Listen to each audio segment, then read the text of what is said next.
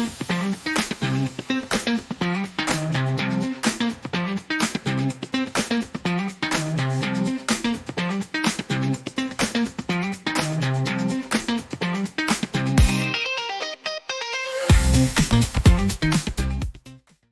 everyone, welcome to our deep dive into Typhoon Kristine. You bet. You want the key facts. Yeah. Where it hit, where is it now, what's being done to help. Right. We've got reports, bulletins, even some first-hand accounts to give you the full picture. Yeah. This Kristine's path has been unusual. Even for a place like the Philippines, this one's keeping everyone on their toes. For sure.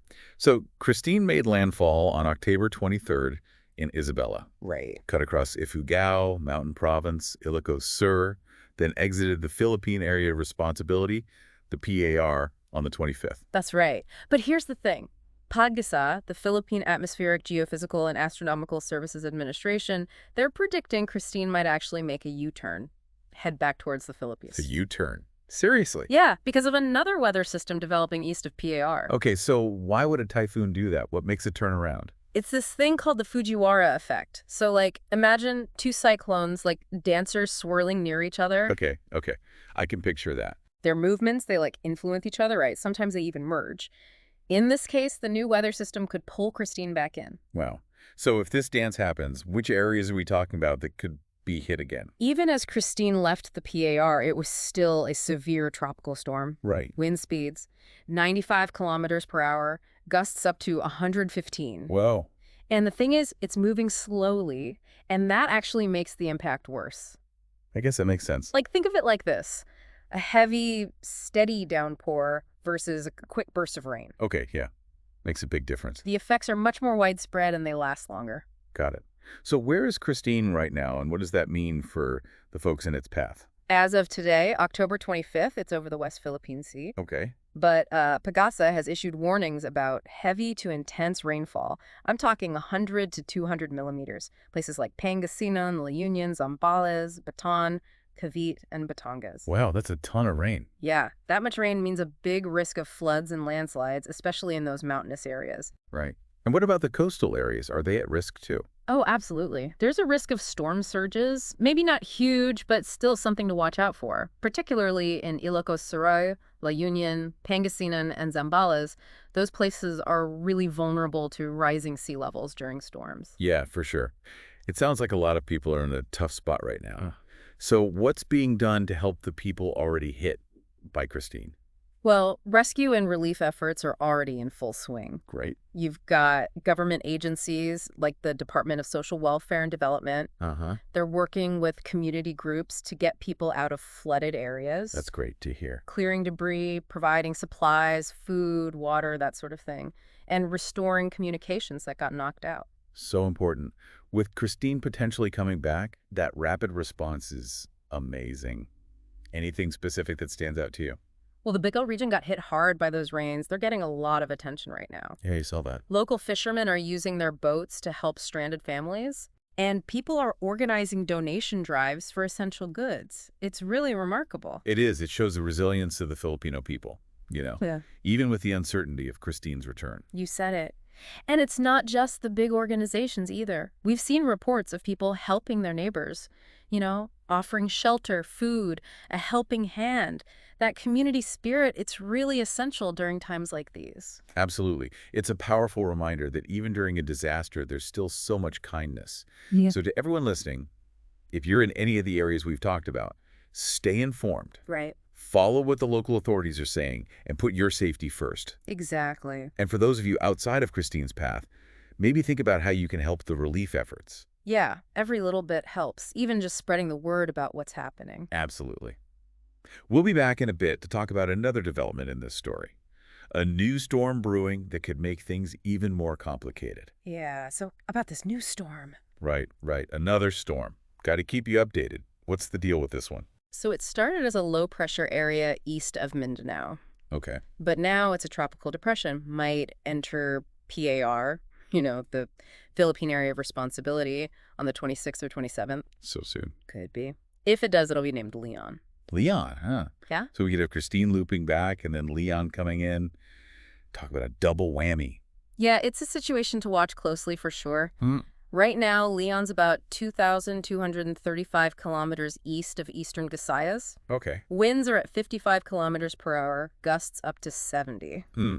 Strong enough to cause some trouble, Mm. especially with all the rain. Exactly. And you mentioned the Fujiwhara effect earlier, right? With those cyclones kind of dancing around each other. Yeah, Could that happen here with Kristine and Leon, I mean? it's definitely possible. If Kristine does loop back and Leon keeps heading in, they could get close enough to mess with each other. Oh, man. So, like, what could happen if they do interact? Yeah. Best case scenario, worst case scenario. Well, they could make each other stronger, more wind, more rain, bigger area affected. Or one storm could basically eat the other one, take all its energy, and weaken it. So it's really a toss-up right now. Pretty much. The main thing is to be prepared. You got that right. Especially for the people in those areas that are already dealing with Kristine. What should they be doing right now? Stay informed. Watch Pagasa, listen to the news, follow the local authorities. They'll have the best information and advice. Makes sense. Yeah. And having a plan, right? What does a good disaster plan look like? Knowing your evacuation routes, having a go bag ready, a communication plan with your family, that kind of thing. A go bag. What exactly should people be putting in those? The basics. Water, food that doesn't need cooking, a first aid kit, medications, copies of important documents, a flashlight, a battery-powered radio, and some cash too in case ATMs and card readers are down. Good point.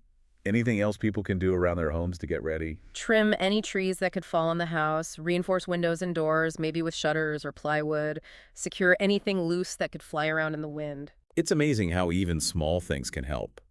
Are there any organizations people can reach out to for more help or advice? Absolutely. The National Disaster Risk Reduction and Management Council, the NDRRMC, they have tons of information. Right. Local governments usually have their own programs too.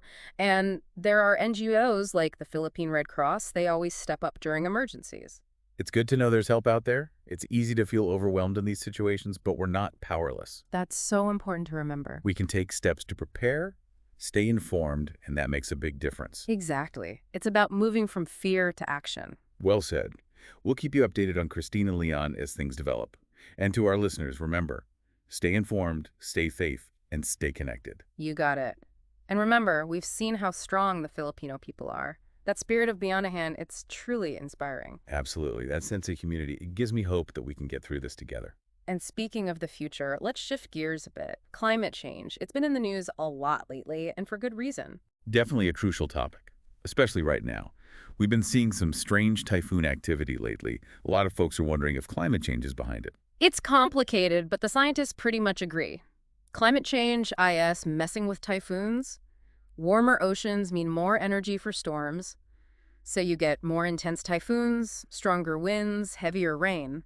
So Kristine's weird looping path, could that be a sign of what's to come? More unpredictable storms?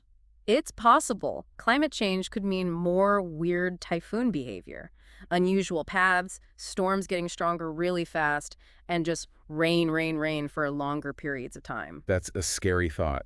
Makes it even more important to do something about climate change, to stop it from getting worse. Couldn't agree more. We can't just react to these disasters. We need to tackle the root causes. Absolutely. Well, everyone, we hope this deep dive has given you some good info about Typhoon Kristine and what climate change could mean for the future. Keep learning, keep asking questions, and see what you can do to make a difference. Right on. Even small actions can add up. Stay informed. Make sustainable choices. Speak up for change. We can build a better future together. We'll be back soon with more deep dives. Until then, stay curious, stay engaged, and stay hopeful. And you know, thinking about the future, we should get back to Kristine and Leon possibly interacting. It's not just about the winds getting stronger or more rain. Right, those crazy paths we talked about. Mm-hmm. What makes the Fujiwhara effect so hard to predict? Well, it's like, you've got these cyclones, right? And they're swirling around, pushing and pulling on each other. It's a chaotic dance. That's what makes it so tough to know where they'll go and how strong they'll get. So for the folks of the Philippines, that just adds to the stress, right? On top of everything else. Absolutely. Imagine Kristine and Leon Dio interact. You could have severe weather for a longer time, wind changing direction, rain suddenly getting heavier, and a bigger area affected. Being prepared is super important.